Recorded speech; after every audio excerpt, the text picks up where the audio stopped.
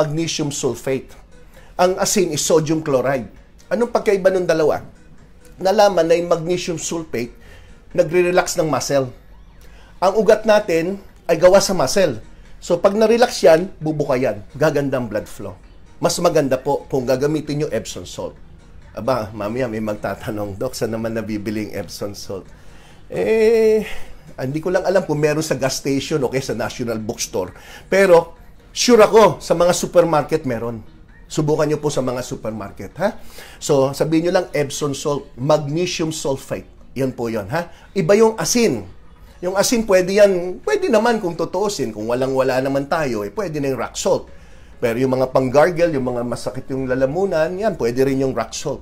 Pero pagdating doon sa madalas pinupulikat, mas maganda Epsom salt. Usually, kino-combine ko pa nga with activated charcoal powder. So, yung sa clinic ko, ganun ginagamit ko sa mga